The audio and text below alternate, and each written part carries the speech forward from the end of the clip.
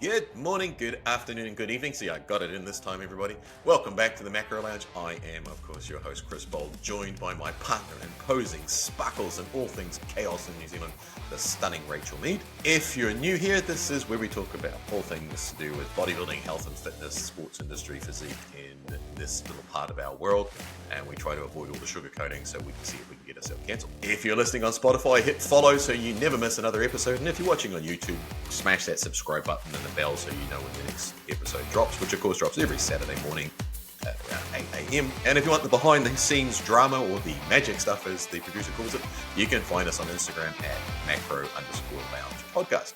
All right, Rachel, over to you.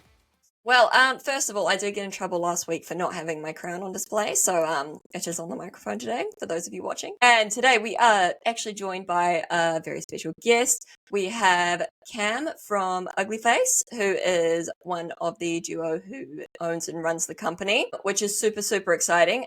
Yeah, they are similar to us. They don't like to bullshit. They like to be pretty straightforward with how they run things. Cam, hello. How are we today? Hello, I'm very good. Thank you, guys. Thank you for having me on here. It's very exciting. A little bit nerve-wracking, but also very exciting to be here. That's all right. We're pretty friendly. You're pretty friendly, yeah. And we run off caffeine, so you should fit in quite well with I have had so much caffeine today, so I'm good to go, I think. He's got like a little stock hidden underneath, so he can just keep pulling out cans every 5 seconds. Yeah, not available in store. No. All right. So, Cam, was UglyFace born out of passion, or was it just pure rage at the state of the supplement industry in New Zealand in general? I think it was a mix of both. And I would want to expand on that and say, not just in New Zealand, but like globally, the supplement industry, I think is pretty dog shit, to be quite honest. So I think there's passion in the fact that I love business and I love e-commerce and I love brand building. But the reason why UglyFace in particular, and supplements in particular, was definitely from personal frustration. Probably spent tens of thousands of dollars on supplements that when I was younger thought that my testosterone was going to go through the roof and I was going to take these little capsules and I was going to have a huge pump at the gym and all this kind of stuff. I think when I realized that I had wasted so much money and so much time, it definitely kind of sparked a little fire in me that made me want to do better than that. So how did you go from, because you studied physio, right? And e-commerce? Yes. So how did you go from that? Okay, this is going to sound like I'm really bad at committing to things because I've tried a lot of things. Don't worry, I'm in the same boat here. I think it's good to like dip your toes in everything, try a little bit of everything. So when I first left high school, I think as with a lot of people, I didn't really know what I wanted to do. And my family background has often been like business related stuff. So a Bachelor of Business made sense. It was like so universal. You can kind of go and do anything from that. So I jumped into that. Happy.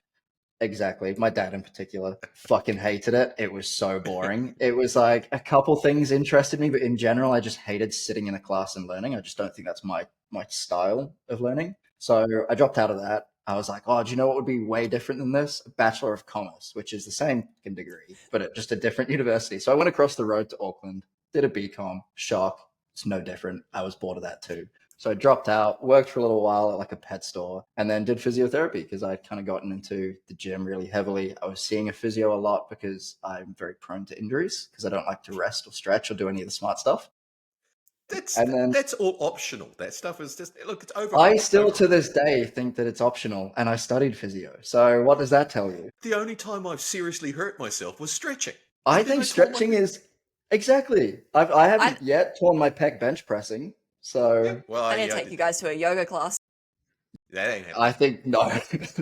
You could not pay me enough money to do that. Yeah, no. Then she's going to suggest Pilates. That's a hard. No, I'm not a fan of Pilates. That's too much abs. It seems so intense. I have so much respect for people that genuinely do Pilates like intensely. I think I would probably vomit. I would probably die. Stretching, that's fine. Anyway. Stretching is like, okay, kind of boring. But then, while I was studying physiotherapy, I started my first e-commerce brand, which was selling like performance parts for BMWs. So completely different to what I do now.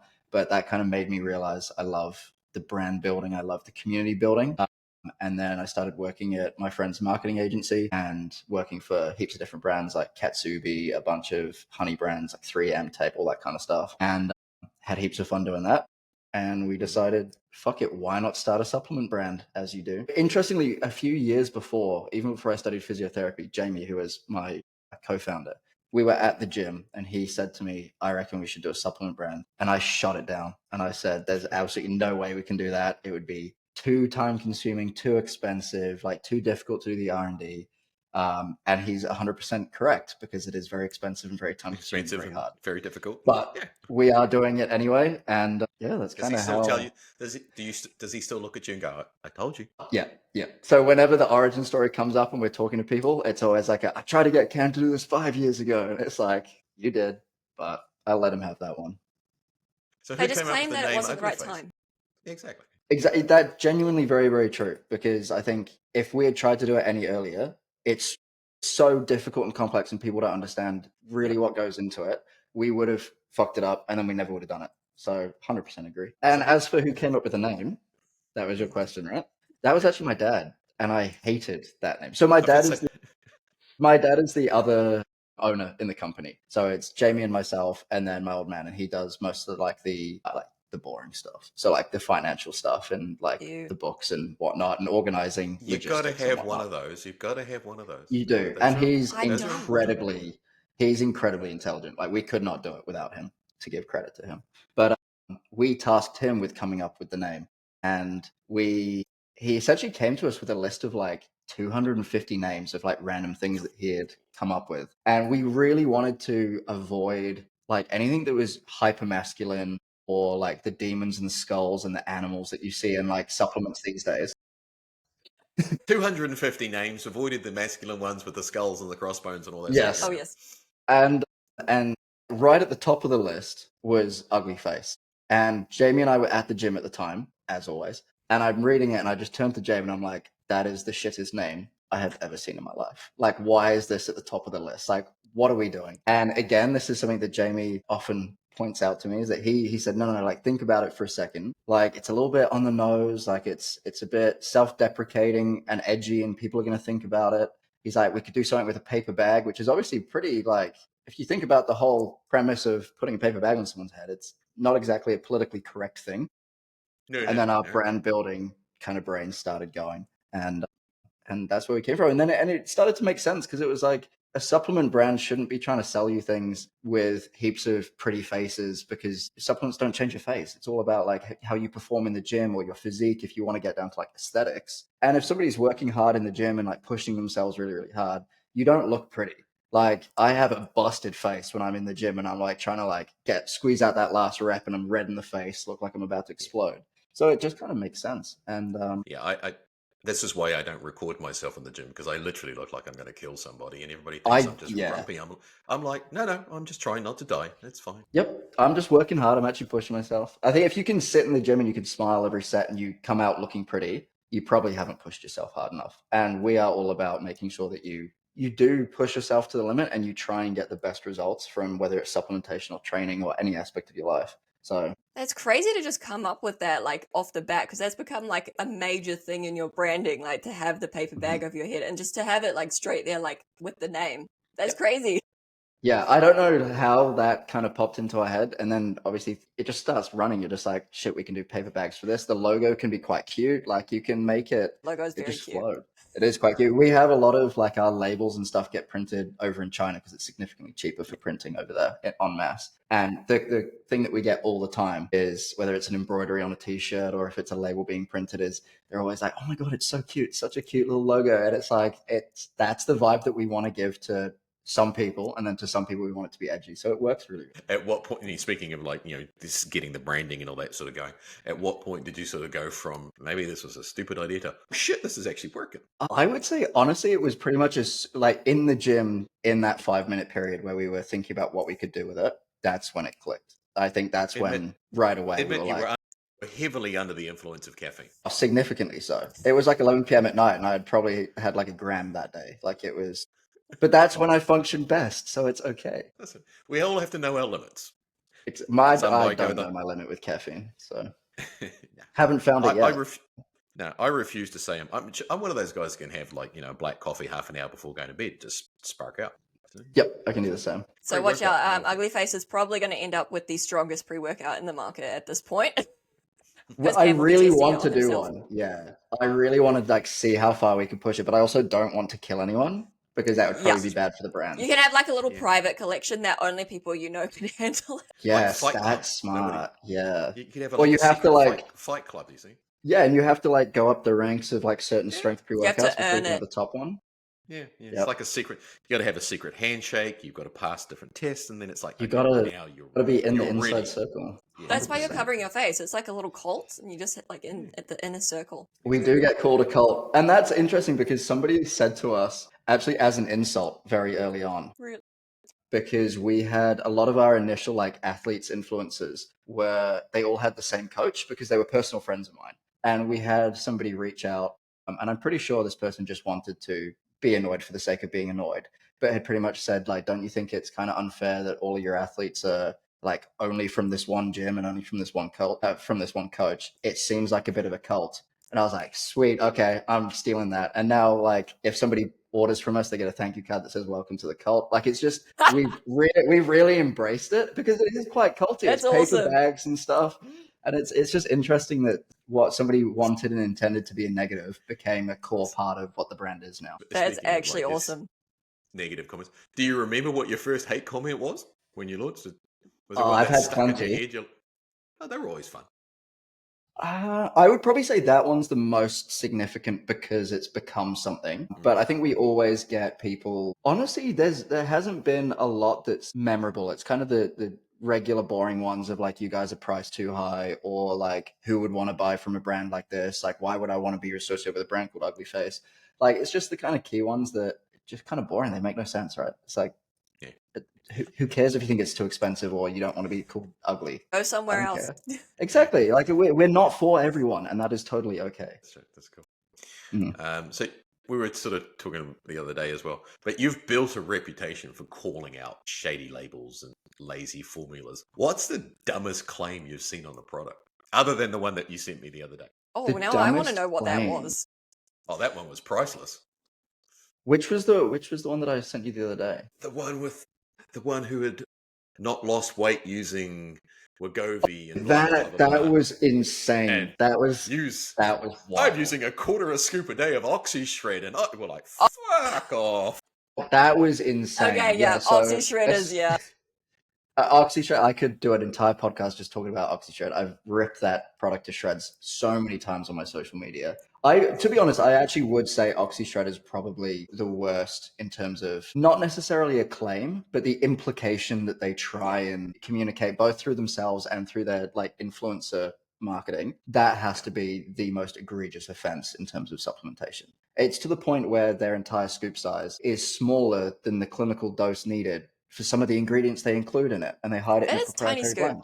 It's a 4.5 gram scoop, sometimes 5.5, depending on which country you're in, which I think is like a flavoring thing. I'm not sure, but they hide it in a proprietary blend. For anybody that's listening that doesn't know what that means, it's essentially where you don't separate each of your ingredients and then a dose next to it. So it doesn't say L-carnitine 1,000 milligrams. It just says like shred and burn matrix with 30 ingredients in it, and it equals 4 grams. So you have no idea How much? what those ingredients actually, are made up of. So they do that. It's a really old school practice. It used to be for like protecting IP, so people couldn't replicate your formulas and whatnot. But now it is 100% just protecting margin at the cost of the consumer. So OxyShred still do that. In 2025, they're probably one of the only brands I can think of that still do a proprietary blend. And it's just impossible for them to have meaningful doses of the stuff that's in their products. And then they call it the top fat burner on the market. It's like, okay. Might be the top selling, but It's definitely the top selling. I have no doubt in my mind that it is. But I do feel like the trend has died a little bit, though. I don't see it as much as I used to, because I know in like early 2020s, it was like very, very big, and you'd see everyone was sponsored by that brand, and everyone was always hyping on about the OxyShred first thing in the morning. But I think it's not as much, at least in the bodybuilding circle anymore. It's kind of died off a little bit. It's more lifestyle-y, I think, because I think you're correct. In the bodybuilding circle, people are way too switched on. They've gone beyond it. Knowledgeable, yeah. But they're recently doing a huge push on their canned RTD OxyShreds. So you'll probably see in the coming months a massive influx of those because they're doing a big TikTok creator push on that. Because I think the powder just probably isn't selling as much these days. Yeah, probably. Is there any other crazy ones that you're like, why? Like I think overhyped? the other one Okay, overhyped. The other one that really gets me going Oh, here is we go. collagen protein. Here we go. Anything collagen Hang on. protein, Let me get my just yeah I hate it. Collagen protein is like point blank useless, and anybody can quote me useless. on. I don't care. It is useless. It cannot be used for muscle building, and there is No, no like actually solid supporting evidence that it's beneficial for your hair, your skin, your nails, anything like that. Because all of those like beauty related collagen studies are done typically in conjunction with like as a topical ointment or something with other active ingredients that do help skin. And it's just oral consumption of collagen is pointless. And yes, it tastes better because it's easier to flavor, it's cheaper, and it's cool because it's a protein water and it's fruity and nice. But it literally does nothing for you, like nothing. and That at the really pisses me dosage, off. the clinical dosage that you would have to get the effect that they're talking about, you'd be eating the whole freaking cow in the first place. You would be, especially if it's oral consumption, because it's just not Yeah, like it's not that bioavailable. You'd be better off just taking like a glycine supplement if you want to get the benefits of collagen, because the only thing yep. that collagen is really high in is glycine. And glycine is a fantastic amino acid, but just supplement that. You Just take don't glycine. need Yeah. exactly, Everything you else. don't need the whole thing. So any So do you think? protein water that has collagen water, like Yeah. collagen protein, that pisses me off. So So do we you think won't be most of the seeing a collagen line coming from no? No. That's no. Do you think most of the industry knows that they're lying, or you think that they're just clueless? Most of the brands out there. Do you think they're, or do they just not give a give it?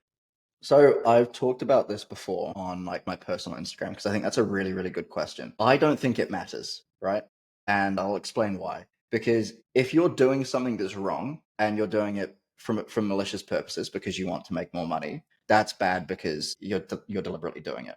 But if you're Yep. doing something from a position of ignorance or not knowing, for the general like public, that's okay. It's okay to not understand things. But when you're in a position of authority and you own a supplement brand and you're pushing things, it's your responsibility to understand things. So yes, there probably are plenty of brands that don't know the difference, but that's no excuse because you should. And if you're a small brand and you're just starting off and you're like, oh, collagen protein's great because protein, I can kind of understand maybe you won't grasp the full picture. But then why do you think you are in a position to be able to sell people supplements?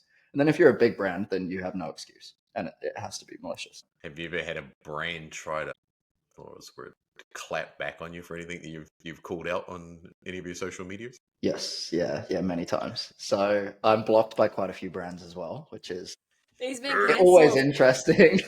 It's see, this is it's a weird thing, right? Because I'm like, if you stand by your products, you should use me calling you out as a opportunity to back up your products and to use it as like a marketing thing, right? Like if you genuinely believe that what you're putting out is good, you should be able to like clap back and actually provide information and try and sell people off it. Were they New So we Zealand often, brands? I did temporarily get blocked by a New Zealand brand, yeah, and Because yeah, NZ Muscle had blocked me, yeah, NZ Muscle fucking hate me. They really don't that's like me. that's something I always find really bizarre when like these big companies from overseas feel threatened by a little New Zealand company that's just so far away from them. But that I think that says a lot, right? Because It there says are a lot. overseas brands that have blocked me, yeah, and I Yeah, because think I've been that blocked by a couple of European bikini companies as well. yeah, it's I, it's. I think it says I more about them than it does about you. I just Yep. get blocked by every coach in the country. They don't like me. But that's how you know you're doing something right. I genuinely believe that. I Yep. think as long as you're not being a dick for the sake of being a dick, being Yeah. blocked shows that you are like there is a reason why, and it's probably because you're on the right path and they don't like you being on the right path. Because And Enza it's Muscle have blocked me. I'm blocked by Nexus out of Australia. They've blocked me. I was blocked by a small company down in the South Island who I won't name because they are a small company and I don't like to punch down. Like I Mm. think it's just kind of no, pointless. But yeah, I've been blocked by quite a few people now. you should But get I like think a a leaderboard. list. Yeah, just like a I should. Well, I See how think far that up the chain can you get? there's the. I'm not going to say which of these brands it was because this is all alleged. But right after I called one of the brands out and they blocked me, my Instagram account got banned for 2 days, and they had mass reported it for some really like not cool shit that obviously just gets you flagged instantly by Instagram, and they take yeah. it down while they investigate it. And that happened twice. And so they're probably at the top of the leaderboard because I'm fairly certain I pissed them off enough that they spam reported my account. They definitely get the number one position. Let's say whatever you said was probably Yeah, pretty kind of good. on the money. Yeah. Sort of segues into the next question I have to you. If you could sit the industry's biggest bullshitter down for a one-on-one chat like we're doing today, what would you Mhm. say? How would that Ooh. conversation go? Do we need boxing gloves? I get pretty fiery. So like I don't know if I could handle that conversation in a mature way, to be quite honest, because I think I would genuinely get quite frustrated and pissed off at Yep. the situation. And you know that those people would never give you a straight answer, right? So it's like, are we just gonna be sitting here bullshitting each other like for 20 minutes? I think I would just want to say, why do they feel that they need to lie to consumers when it can be a profitable industry and still do right by people? Like our margin is way smaller than a lot of these big brands because we Mm. put lots of ingredients, high quality sourcing, blah blah blah into it. But we're still profitable. Obviously, otherwise we wouldn't be running. So why are you so greedy that you need to be like that devious? Is Yeah, would be my main it's question. when they're cutting corners, and let's take a prime example would be say creatine. Hmm. There's creatine and then there's creatine, and like the Yeah. creatine that I know you guys use, you use the Creapure, I believe. We don't use Creapure, but I personally Yeah. source our creatine from a manufacturer, so it doesn't sit in a warehouse and degrade over time. We get all of our like third-party testing and stuff, but I get where you're going with this. Yeah. But you get guys that will buy, they're buying creatine from, third-party sources shipped via blah, blah, blah. And, what quality is the raw ingredient? It's like when they knowingly are doing that to increase their margins because they've got a good selling product. And then they're like, right, now this product is selling, we can pull out the high-quality creatine and we can replace it with generic brand A. To me, that's almost as bad as just having the proprietary blends. That's because you're flat out deceiving people. I would agree. Also, because what makes it worse in that case is as you get bigger and your orders get bigger, your prices come down anyway. So if you're increasing how much you're selling because people like your product, you are going to start getting a better margin just by virtue of being able to buy more and sell more. So you're really just getting extra greedy by doing exactly what you say, which people do. They're just like, sweet, everybody loves this product now. How can we make our margin bigger? Let's remove this. Let's care less about the sourcing. I think it's just greed. There's so much greed in this industry. And I think that's what fucks me off the most. So how involved are you with the with the sourcing, getting your formulas for your products? How does that all work with as much as you can tell us, obviously. Like, I'm like super open about all this kind of stuff. I formulate every product myself. I take lead on that. There are a few people in the industry that I'll often kind of like bounce ideas off and that kind of stuff because I think it can be very collaborative. But in terms of coming up with the formulations, that's all led by me.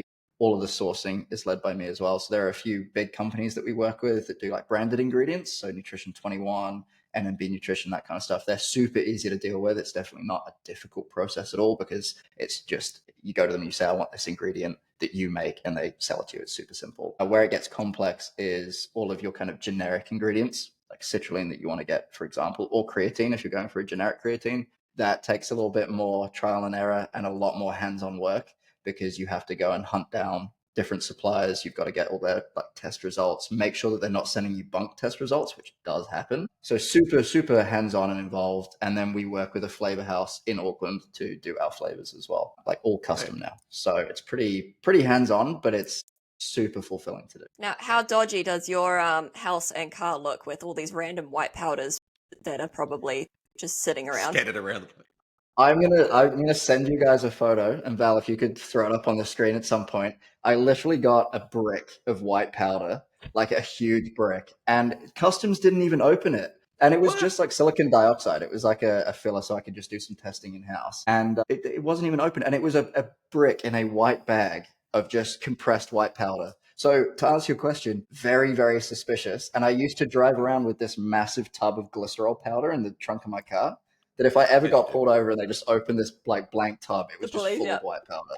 So They'd be like, They'd be like, guys, I swear it's just pre-workout. They're like, oh yeah, sure it is. Yeah. I got pinged coming back from the Olympia one year in my suitcase. I had I had these individually wrapped in cling film bricks of just protein powder, and there was like 12 of them. And the customs guy opened my suitcase, and the look on his face, it was just like he was like all his Christmases had come at once. He was just like, yeah. And I was like, I've hit the gold button. Yeah, I was like, I really hate to disappoint you, pal, but that's just protein powder. And he's like, oh, we're going to have to have fun. Have to test it anyway. Why? Okay, this is a question I've always had. Why do bodybuilders insist on like putting their supplements into clear baggies when they travel instead of just taking the tubs. Because surely they're like, oh, can I take this like pre-workout tub onto a plane? I'm like, you're probably more likely than getting that clear baggie that you're trying to load it into onto a plane. Yeah, I just don't get with it. that too. It's like, yeah. Or then yeah, and it's like, well, just take it, buy a smaller tub, that's fine. Or buy it when you get there. Like pretty much every country sells this shit. You'll be fine. I can understand a 2-pound tub of protein. You probably don't want to put that in your suitcase, but like a pre-workout that's this big. Like, do you want to try do that, or a little baggie that's going to look like cocaine? Come on. Yeah, it's like, yeah, you're asking for trouble. If you get asked to go into the private room and the guy's snapping on the latex gloves, that's your own fucking fault. That's because you tried to be sneaky. Yeah, you asked for it. Yeah, I'm sorry. As an athlete, I can't answer that. I do the little individual bags, and I don't know why. I just do it. Have you ever been caught for it, like flagged up? No, I got flagged recently though for having just like a knife, a dining room knife. I'm like, why did you have a dining room knife in your... We're going to an Airbnb. They have cutlery, for Christ's sake, woman. It was for the show. But they didn't take my fork, which is much easier to stab people with. Yeah, I would say a fork's probably more dangerous than just a regular... Yeah, they left the fork, but they took the knife. No, apparently it was over. No, the powders they have left. Yeah. Interesting. See, there's a whole market for you. You can make individual sealed little bags. I do want to do little travel size tops. Is that not sample packs?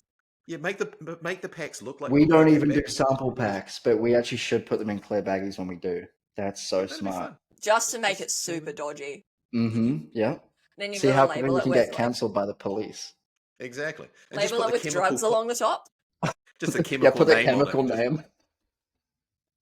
Right, actually, kind of a similar note. Okay, this is back to being serious, but also like related. Boring.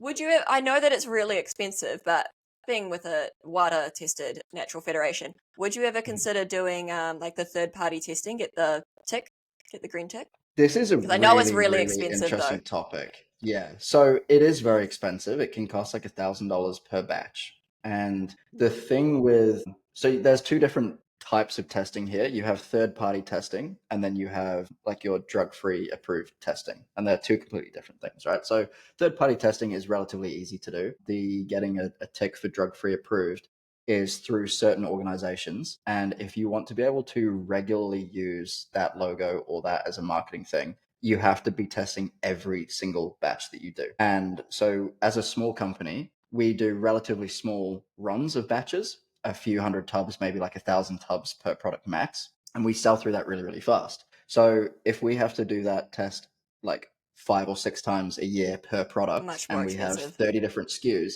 it just becomes almost impossible for us to do it. We'd have to up the price of all our stuff significantly. And I think, yes, it would be great to expand our market to your natural competitors or your professional athletes and that kind of stuff.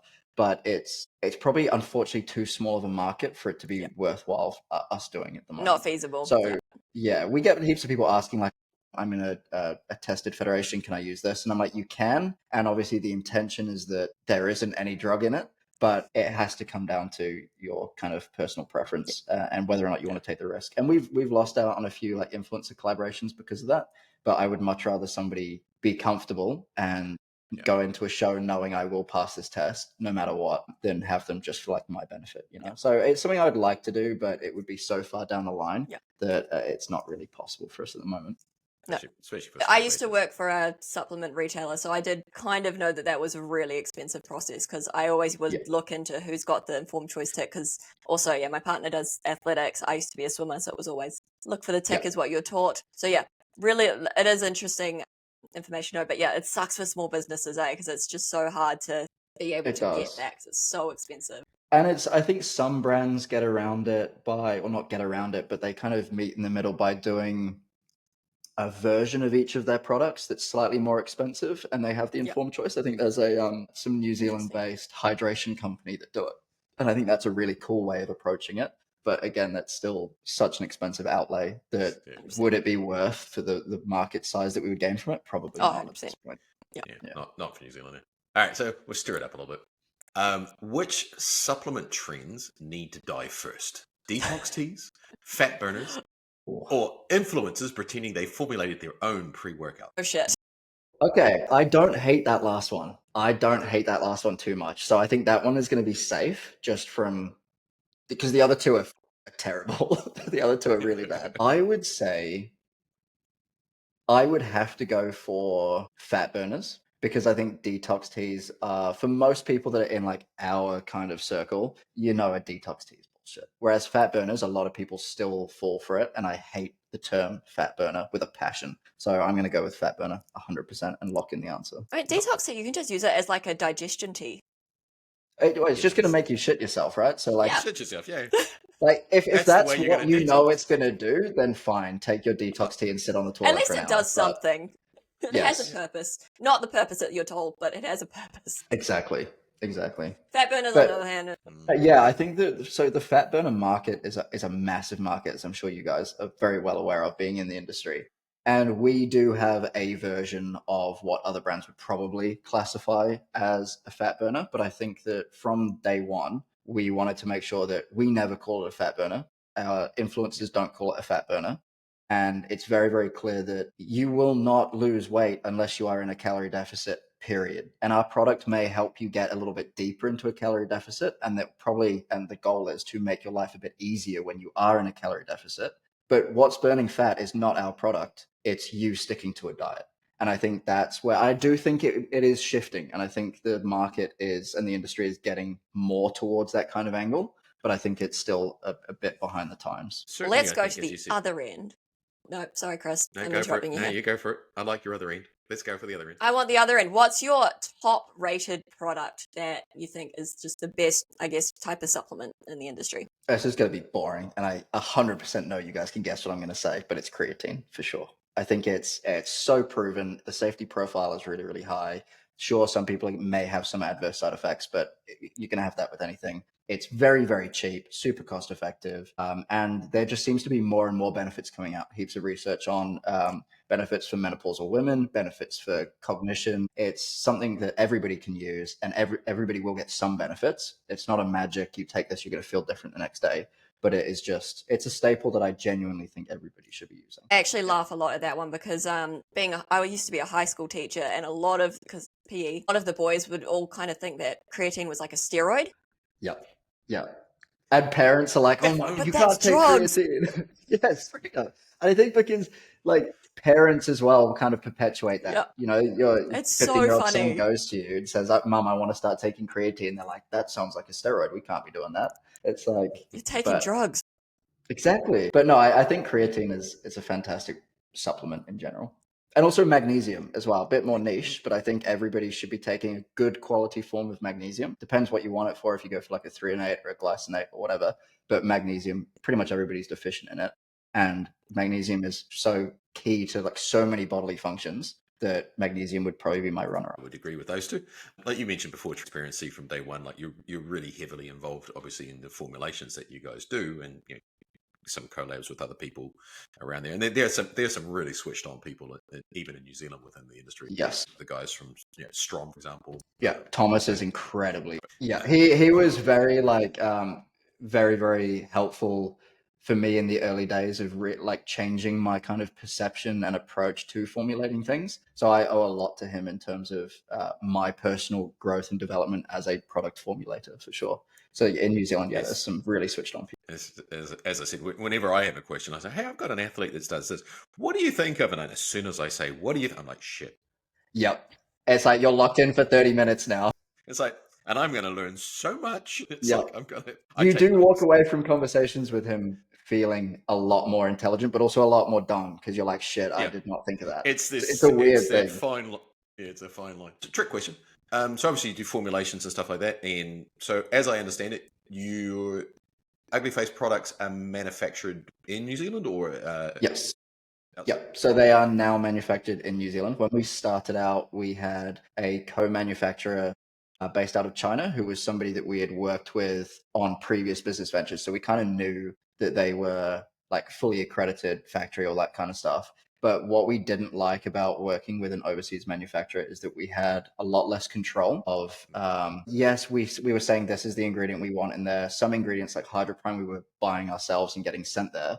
But a lot of brands won't sell branded ingredients into China, I'm assuming for like IP protection purposes. So we were restricted on what we could put into products. The turnaround time for if we wanted to revise a formula or change a flavor was like 3 to 4 months. And we were like, look, it's probably worth us just moving production here. So we moved to a manufacturer down in Christchurch who, again, we had some previous business relationship with, but in the honey industry, which is quite a bit of a tangent. And we work with them now, and it's made things a lot easier because they're in Christchurch. If I want a flavor sample, I can probably get it within a week. If I want to change a formula, or if I'm sending ingredients to somebody I know that I can trust that the ingredients I've paid for with my money and got sent there are actually going into my products. So yeah, they are made in New Zealand, but we can't technically say they're made in New Zealand because there's like a certain threshold of your ingredients have to be New Zealand made, like a certain percentage to be able to say it's NZ made. It's a weird regulatory thing, I suppose. Packaged in New Zealand. We can say manufactured, which is the way I like to phrase it. Yeah.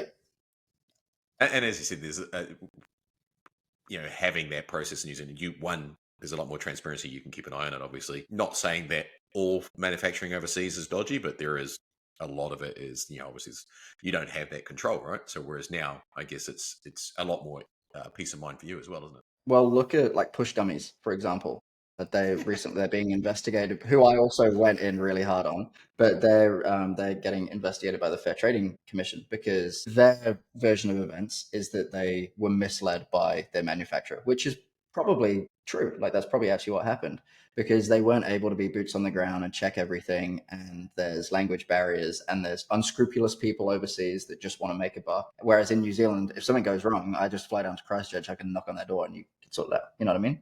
Like it really breaks down that potential barrier of trust.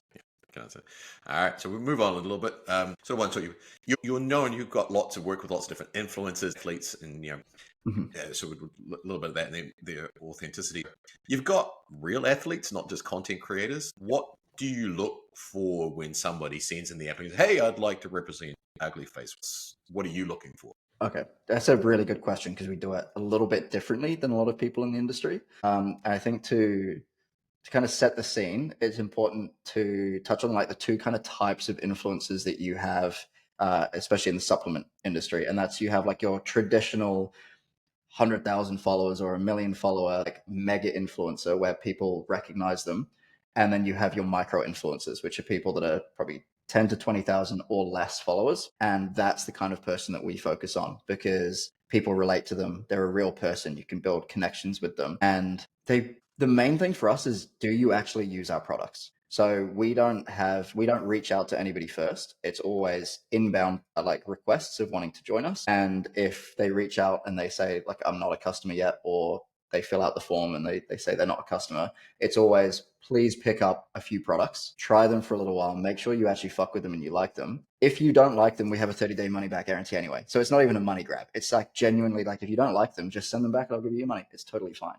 It's just to make sure that you actually like the products. And if somebody isn't willing to spend their own money on something, how can you sit there and comfortably promote it to other people and expect them to? So the first thing is making sure that they're actually a customer of ours, existing customer. They enjoy what we do. They don't have to be a pro bodybuilder or even a bodybuilder in general. We have people that just go to the gym because they want to look and feel a little bit better. We have people that do triathlons and marathons. We have obviously Natalia that does actual bodybuilding. Like we have a pro coach. Like there's a big range of the type of person. The key thing is, do you actually like what we do, both our products and also how rogue we are and we call people out and how real we are? Do you care about good results? It's just hydrate. Is that hydrate? What color is it? Raspberry What lemonade. flavor is that? You've got it really dark. You've got that dark. That's strong. But yeah, so we have a big range of people. As long as people actually like the product and they like the brand, and the other thing that gets a little bit complex is like we don't want to be associated with anything that would bring the brand into like disrepute or make the influencer feel like look disingenuous. So we are a little bit picky about who else do you work with. If it's another supplement company, it's just a no-no. We do work on an exclusive basis. But if you're promoting, like, trying to think of an example of like, okay, say this is a really niche random example, but say somebody was like had some random piece of tech that was apparently like a cellulite destroyer. I've seen people fucking promote it on Facebook and Instagram. Something that just makes complete, like, there's no scientific basis to it. It's really a cash grab. If somebody's promoting that kind of product, we're not interested in that because you're not a genuine person. You don't actually care about putting good quality products and stuff in front of people. And at the end of the day, it's not really about pushing a product, it's pushing a lifestyle choice. So if our influencers are saying, like, I use hydrate because it like helps me get through the day, or like I sweat a lot and I need to replenish my minerals and I can function better, to us, that's a lot better than please go and buy this. It's not about selling the product, it's about selling a lifestyle choice of improving your life through good supplements. I have seen a couple of influencers who have taken photos with their bag of protein powder or whatever, and I know for a fact that one in particular, he didn't even open it. He actually got rid of the bag and gave it to someone else and never used it. You do get that. I've had a couple people that I know that work with other brands, and they have point blank said, and it puts a bit of a smile on my face, but they're like, I actually way prefer your protein. Like, it tastes a lot better. But they have a partnership with somebody else's protein, and they're posting on their story saying, oh, I really love this best tasting protein on the market. It's like, I think there's always going to be some products in our range that some of our athletes don't like, whether it be a flavor or they don't agree with like the science behind something, so they don't promote it. We will never ask somebody to promote a product, even if we're doing a big campaign push on something that they don't use themselves or they don't actually believe in and they don't want their followers to use. So that's another thing that we really focus on, is only promote the products you like, because there will be something you like. You don't have to push things you get the same flat rate percentage commission on any product that you sell. So there's no incentive to push like fat burner over a protein or anything like that, even though the margin's significantly better on one than the other. It's just you promote what you actually enjoy, and it's a more genuine connection. And I think that it makes the whole experience more transparent. I was about to ask about that, how it works. So commission based, so they literally, they only promote what they want to promote, and they have it. They don't have a set amount of posts that they have to put out. It's just they put out however that often they want, and then the amount of people they get, that's a bit more reward for them. Yeah, so we work off like a 2-tier system. We have like gold athletes and then platinum athletes, and everybody starts out on the gold tier. You get a flat percentage commission across any sales that you get, and there are like certain thresholds for if you do X number of sales, you get X amount of store credit on top. Yeah. The commission is paid in cash, so it's not a store credit thing. It's not like we're trying to keep the money in the ecosystem. It's actually just paid out in cash, which is what most brands overseas do, but in New Zealand, most people do store credit, which I think is a bit cheap. And there are like technically in the contract, there is like a posting requirement, but we're pretty much never firm on that. It's just so that if somebody's really coasting, we can be like, hey, look, come on, like try and do a little bit more. But our approach is always your life comes first. And if there's a period of time where you need to focus on prep, or you need to focus on study, or you just don't want to post because sometimes people don't want to put stuff on social media, that is totally fine. The amount that you want to post and promote will probably get reflected in your commission, so it's completely up to you. Nobody gets free product in that gold category, so there's no incentive for us to send people like particular products we want them to promote, and it kind of weeds out people that are just in it for free stuff. And then once you've been with us for a while and you're consistent, you don't even need to have like really high sales. It's about consistency and growing with the brand and participating in the brand. The platinum tier, they start getting like a flat amount of store credit as well. So they do get free products, because by then you know that they're not in it for free shit, which you get a lot of people reaching out being like, oh, I want to promote your brand. Can you send me some stuff? It's like, no, sorry, we're not going to. So I get people saying you should coach me for free because I will post all over it. I'm like, you'll get paid in, what do they call it? Exposure. It's like exposure doesn't pay bills, you know? But it's funny because usually those people actually don't have many followers. Yeah. No. Or the other thing, bodybuilders don't have a lot of followers. No, they don't. They really, really don't. They also, bodybuilders don't have a ton of expendable income because it's an expensive sport. So it's not even really like it's a great market, you know? But I think that the other thing with influencers, and touching on why we go for micro influencers, is because they're genuine people, and they typically, from a marketing and business perspective, they convert higher, significantly higher, because their followers are real people that actually trust what they say. Whereas like if you have a Sam Sulek or an Alex Eubank or something, yes, loads of people are going to see it and it's great for awareness, but not many people can relate to those people. Not many people actually trust it and can see it as, I'm really recommending this. It's like, okay, I know you've got a brand deal. You're promoting it because you get paid. Well, even the way that you've done the brand deal with the influencers, it shows that it's very authentic, and that it does reflect that the influencers actually like the product, rather than just sending them free shit and being like, and then they're like, hey, here's this product I got. Exactly. I got it for free. Yeah.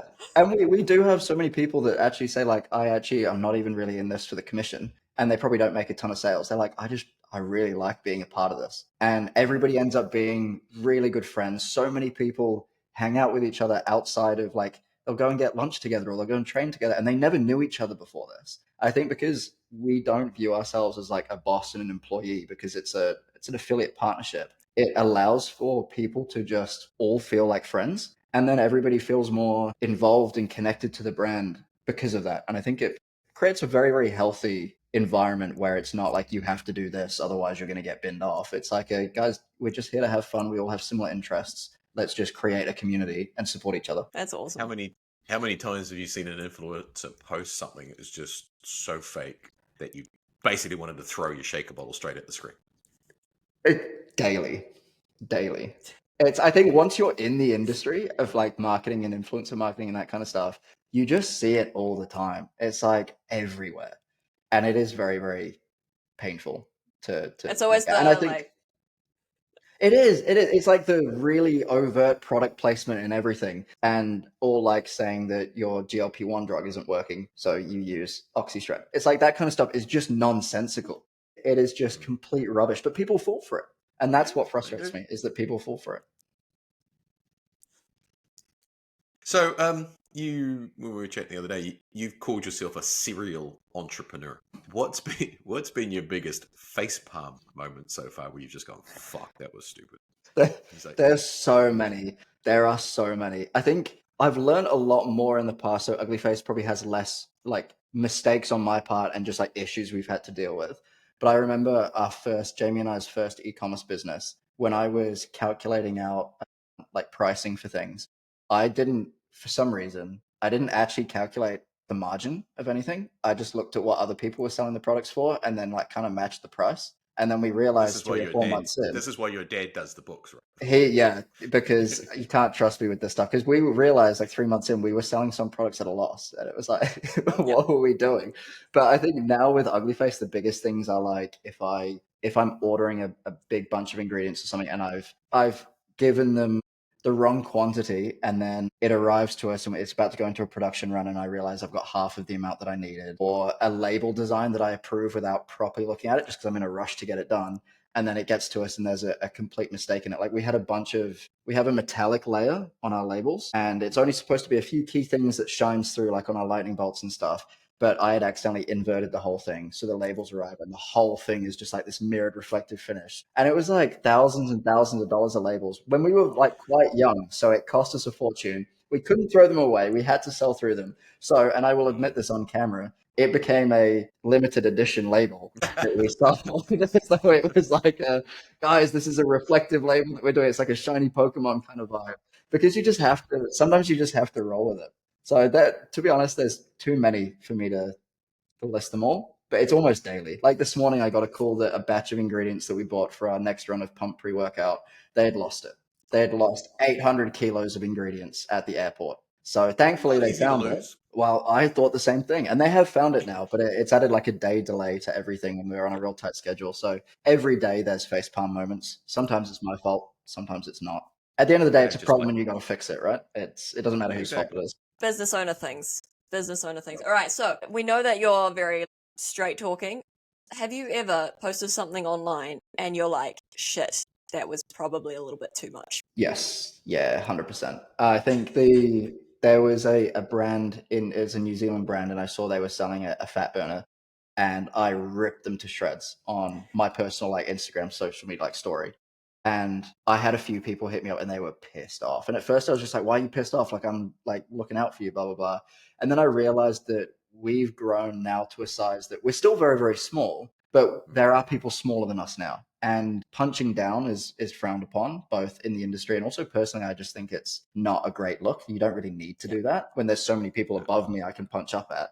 But I hadn't realized how much we'd grown. And so to me, it wasn't punching down. It was like punching at least to the same level. And I realized that was I probably didn't need to be so aggressive about it. I probably could have gone about it in a more education based, of just like, guys, you could have done this better. And other than that, there's not much. I feel like maybe I'm biased, definitely biased, but I feel like I do things. I'm pretty fair and level with my response to things, especially when I post it publicly. I try not to, like, my one rule is I'll really, really avoid posting personal DMs. If somebody reaches out to me and they want to like justify something or they want to have an argument, I'll try not to post like DM Screenshots. messages. Unless it's like really relevant to a discussion that we're having, or I block out their name and that kind of stuff. So I think in general, I try to keep it pretty.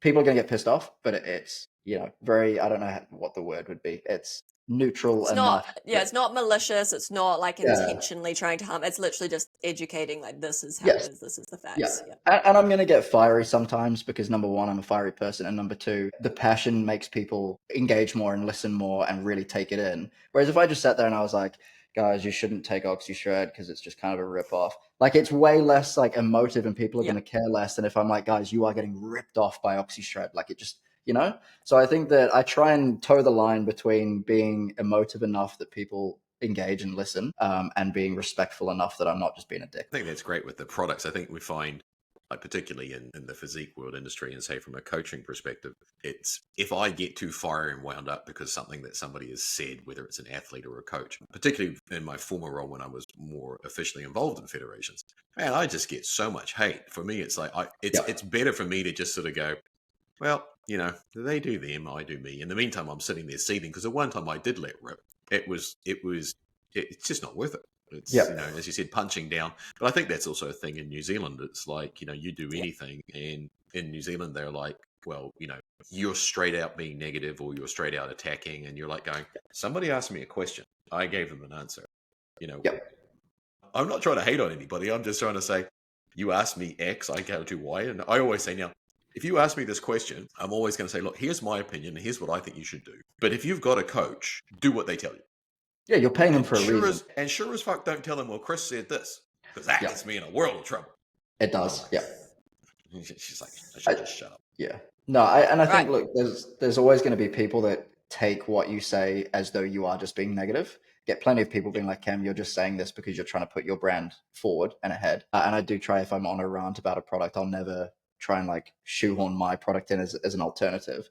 But the amount of people that probably will never reach out to you and say like, oh, I really agree with what you said, or thank you for that, completely outweighs the few people that are going to be vocal and be like, oh, you're just a dick. And I think that's what's important. As long as you stay true to like your values, which sounds real corny, but it's so true, you're helping a lot more people than you're pissing off. And that's the important. Now, on a similar note, what about marketing jokes that have maybe not landed? I saw on your Instagram recently, you put like a closing down, and there was a lot of people like, oh my God, what? You're closing down? I was like, who fell for that? One. Some of your influencers, I was like, dude. Oh no, we told all of them.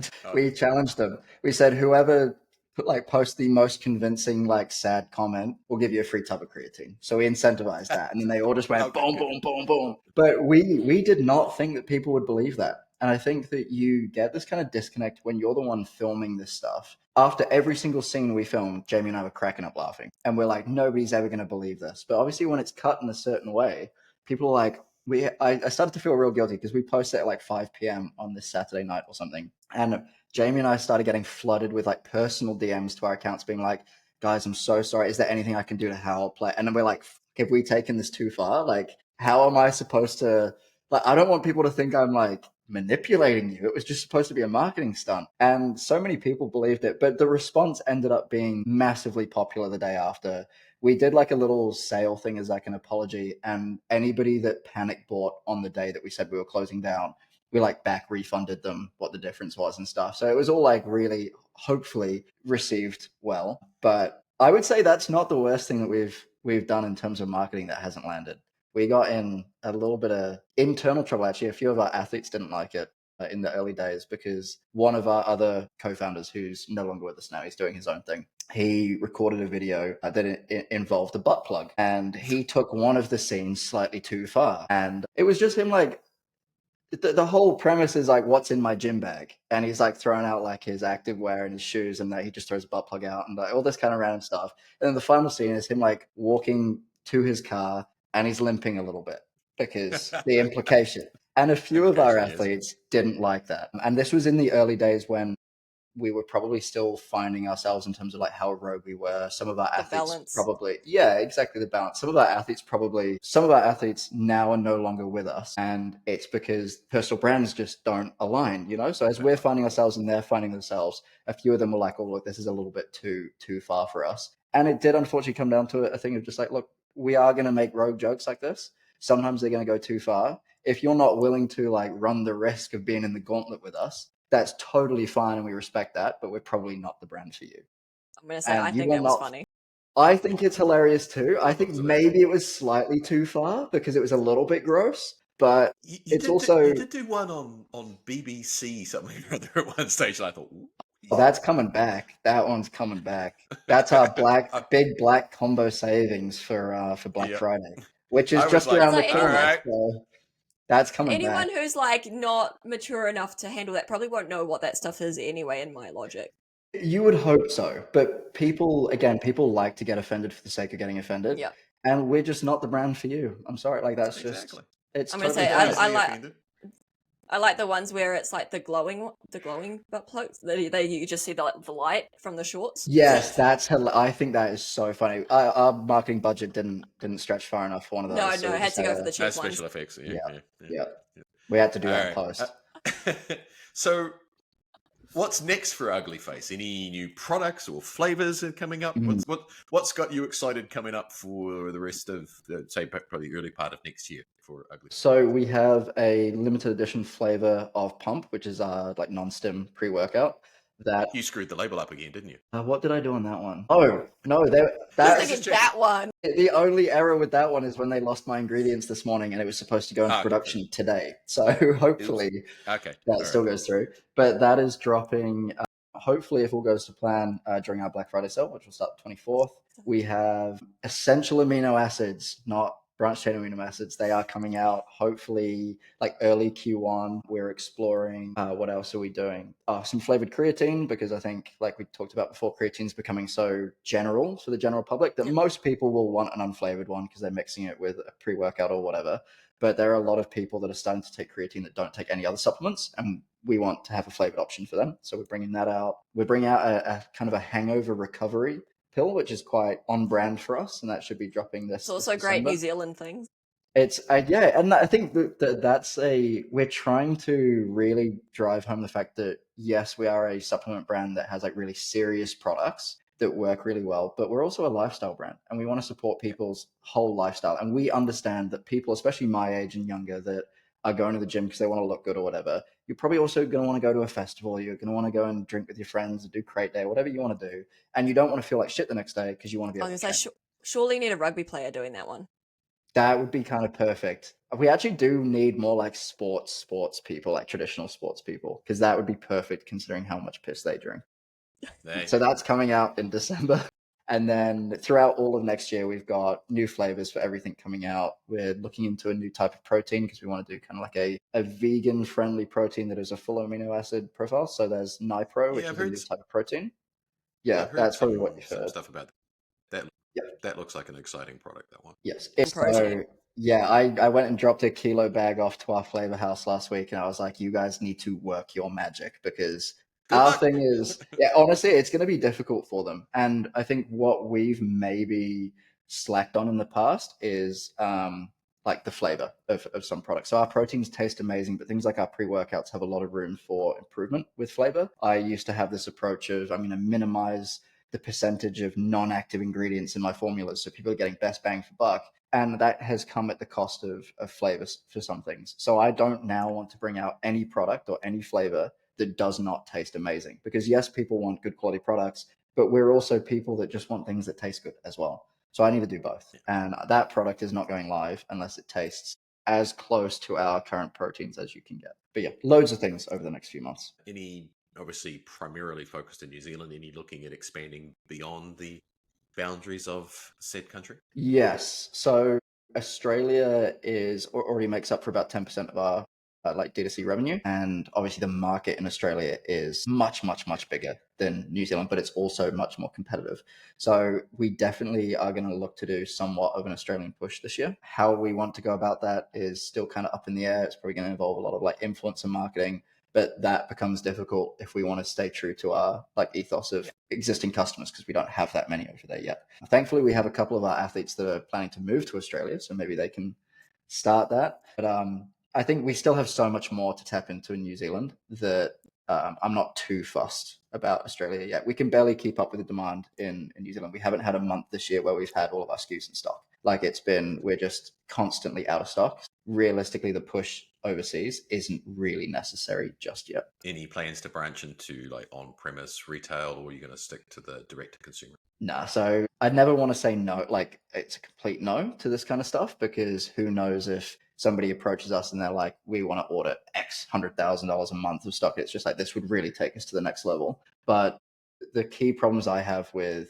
brick and mortar stores or somebody like an Enzo Muscle or an Explosive or an Extreme is that they can never do your brand justice, and they will never be able to educate consumers in the way that you can or present your product as it should be, because how can they? They've got tens of thousands of brands and products they need to push. And so for brand integrity purposes, that's kind of the main driver of why we want to stay direct to consumer. So everybody that enters into the UglyFace ecosystem, we can really nurture through like email marketing and through Instagram, personal handwritten notes and things that make the brand what it is. And then from the financial standpoint, our margins are not great. They are pretty poor in terms of like as an industry standard, because of how small we are and our dedication to quality ingredients, that we could to be completely transparent with you guys and with everybody, and I've said this before on my social media, on some sales, if people are using like an athlete discount code, we lose money on protein because the price of protein at the moment is just ridiculous, right? Yes. And so we couldn't put protein into a brick and mortar store. They wouldn't make any money on it. We wouldn't make any money.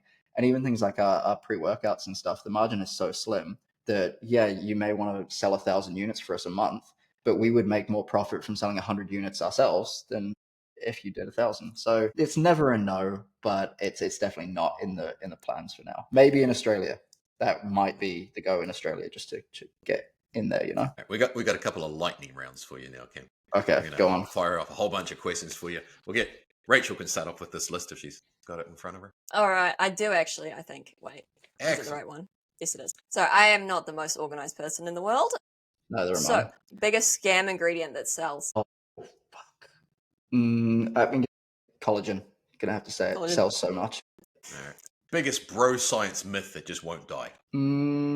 Probably the anabolic window is probably my go-to. The anabolic. Yeah. Doesn't matter when you take your protein, just have it and you're good to go. Just have it. Oh my Probably god, get in that's trouble just for that one alone. All right. The word anabolic is just marketing. It's so overused. It's a hype word now. Yeah, 100%. Other than unless you're taking steroids, stop worrying about anabolic. It doesn't matter. Like, it's just not that deep. Go to supplement stack. Bodybuilding athletes, seeing as that's our audience. Go to supplement stack. Okay. Creatine, as I've already said, just have it. You may disagree because you're a coach, but from my understanding is you shouldn't even come off it like peak week. Like, creatine should just always be a staple. That's a really good question, actually, because what have you started? You'll hear coaches say, right, you take the creatine out, do all this sort of stuff. I mean, what creatine does at a cellular level, it makes no sense to take it out. In fact, it makes sense to put it in, because what are you trying to do? Fill up. Anyway, moving on. That's your story. Yep. So creatine, yes. I would say protein isn't necessary, but if you're a bodybuilder, highly likely that you're going to struggle getting your protein in. So go for a good quality protein. I would say an electrolyte product of some sort, like a good quality electrolyte, is, especially if you are like cutting and your diet's probably relatively deficient, something like a good quality hydration product is really important. And to be honest, I would say those are the key ones. You don't need a pre-workout unless you really need help. If you're feeling depleted, no oxy shred. I know, crazy. You don't need the oxy shred. You probably don't need the fat burner. Surprise. And everything else is kind of just an extra on top. So I would say creatine, protein, and then a good like electrolyte formula would be my go-to stack. Okay, what's your number one track on your Spotify playlist right now? Well, I'm gonna expose myself real bad here. If you say Taylor Swift, we're out. It's not, but it's probably almost as bad. Lily Allen. K-pop Demon Hunters. No, it's Man I Need by who is it that sings Man I Need? It's so popular right now. I live under a rock. Me too.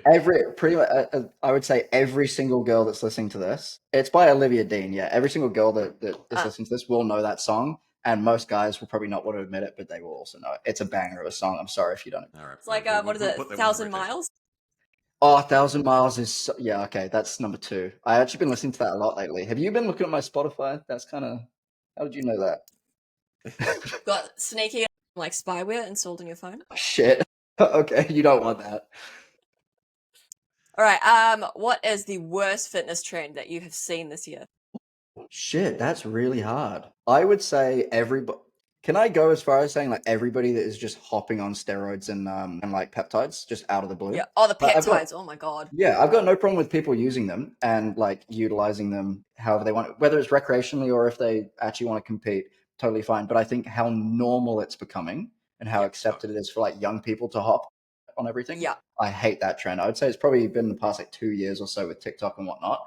But I would say the amount of kids that are being like, I'm going to hop on Retatrutide or I'm going to run Psalms now, blah, blah, blah, is like, Yeah. wait till you're like early 20s at the very, very earliest and then decide if you want to do it. The amount of I'd say students that. at school that I would have like conversations with and they want to jump on gear at like 15, even 14-year-olds. They're like showing me Sam Sulek, the trend wins, and I'm like, Yep. no. It's real. It's become so accepted. Crazy. People come Yeah. up to me at the gym all the time and they're just like, "Oh, I'm thinking about running this," and I'm like, first of all, why are you asking me? Because I'm not a doctor. You're like, I know supplements. Like, come to me with Not like that type creatine of supplements. questions. Like, but I think it's become so normal that people want to hop on that from a young age that I would say that's the most like damaging and kind of gross. Yeah. It's just not. It's not cool. I get that constantly from young guys. You know, you come and see me for a program or coaching, and the first thing is like 3 months. When should I start taking tests? I said, "Oh, when you're about 35." Yep. No, don't get me wrong. As a competitive athlete, yeah, that's not going to happen. But it's the ones that then the social media influencers online who then swear up and down that they've got this physique from taking frickin' OxyShred when it's actually got more to do with a few other. And just quickly on that note, that's something that we, from the early days with athletes and stuff, we wanted to be really clear on is if any of them are on like steroids or they're running anything, that is a-okay. And if you want to be honest about it on your social media, then we love that. Yeah. Like a lot of people historically have been like almost forced into pretending to be natural because they feel like it would affect their brand deals. I would way rather people just be realistic and set realistic expectations for people. I can tell looking at you. You know, I've been around long enough that I can tell you what you're taking. I can tell you where you're injecting it. And then it's the ones who will then sit there and argue blue in the face that you're not. And you're like, dude, your delts are doing this. Yep. That's And it's also tissue. it's not a big deal. Like if you're in this industry who and you cares? want Your to run choice. gear, just run it. It's totally fine. But then don't act as though like the OxyShred or this like collagen protein's the one doing it for you, you know? Exactly. Like, and It's funny because that's the biggest thing. People don't care if you're doing that stuff. They don't actually care. They only care if you're being dishonest about it. yep. And I think most Like, you don't people have to scream from understand the rooftops because it's obviously not entirely legal. You don't have to scream, but do not like sell yourself as 100%. not doing it. Yeah. And I think a lot of people now understand that you can like just because you're on gear or you're running compounds doesn't mean you're not working hard. Like people understand that you are still really pushing the have to limits, still so it's work hard. okay. Yeah. You do. They don't do anything with it. But it's like, supplements are supposed to supplement, right? If you've got a balanced diet, it adds to. If you don't eat right, don't train right, and taking PEDs, you're not going to get any benefit other than potentially killing yourself. But again, personal choice, as long as they're informed. All right, here's an interesting one. If you could rename a competitor's brand, what would you call it? I feel like I'm going to get in so much trouble if I say anything that's popping into my head right now. You don't have to name the brand. You could just name what the new name would be. To be like, this is like probably a real lame answer, but all of them should just be called like placebo, like because it's actual just bullshit. Or like call yourself a marketing agency because essentially what you do is you're just marketing shit. Like you're finding ways to promote stuff that realistically has no basis. So placebo, marketing agency, call yourself like such and such if you want, because all you do is just market bullshit. Like it's totally fine. But everybody that calls themselves like something labs or something nutrition or like, it's like, no, you're not. Like you've probably never set foot in a lab. You just send a formula off, or you don't even make your own formula. You probably just get a white label formula from China and you're calling yourself something labs. Cool. Exactly. You're very good at doing labeling. Yeah, straight up. Like your branding is so strong. Just go and do that for other people. Don't try to sell supplements. What's the one thing people always get wrong about UglyFace? I would say there's two. One is that we're just dicks for no reason because we call people out. That would be the first one, that a lot of people have this preconceived notion before they really like get to know the brand.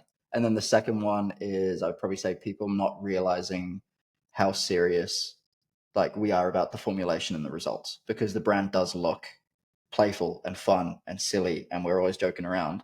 But we have like this thing on the back of all of our labels that says serious where it matters, because that's like we are all about having fun and enjoying your life and being a little bit out there and rogue. But when it comes down to it, super, super serious. So I'd say people don't initially take us seriously until they get into the nitty gritty, and then they're like, okay, these guys are actually trying to do right by us and by the industry. Well, hopefully, having a listen to just you having a chat will help encourage people. Because I'm not going to lie, I'm off to Hopefully. grab some protein. I was just saying this morning I'm running out of protein, so You should I know where I'm getting my next bag from.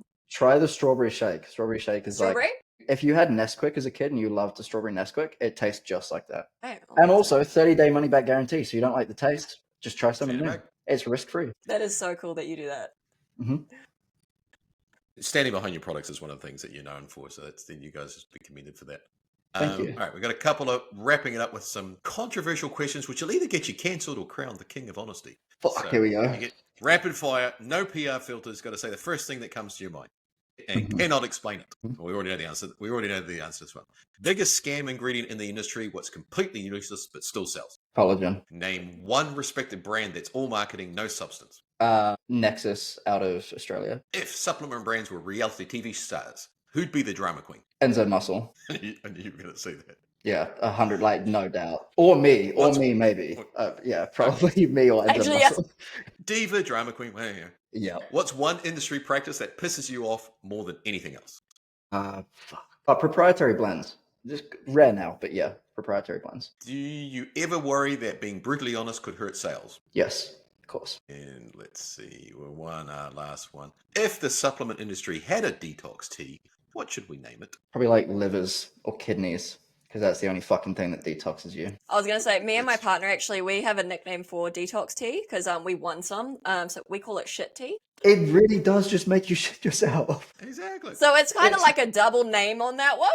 Rate that shit. And the thing is, that would probably sell quite well because it's like There you so go. I'll only honest. take 10% commission. All right, I'm going to run a shit tea and we'll put your name and face on the label and you can have royalties on every product that we sell. And you can come up with the flavor too.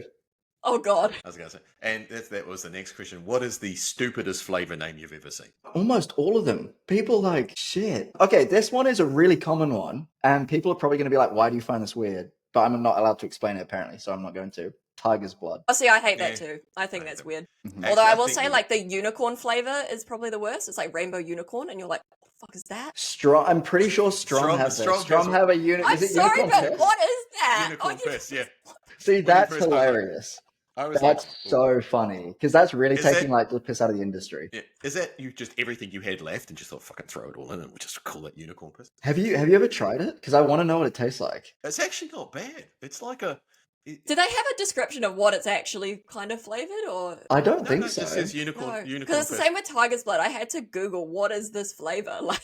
Yeah, because Tiger's Blood is like coconut and it's like kind of tropical like fruity, vibes, I think. Yeah. But unicorn piss, who knows? I have no idea. But Rick from Strom, Rick's the owner out of the UK. He's very similar to me, I would say. He's very just kind of like straight shooter, says it as it is, and I'm not surprised he ran unicorn piss as a flavor at all. You can run a line of just ridiculous flavors.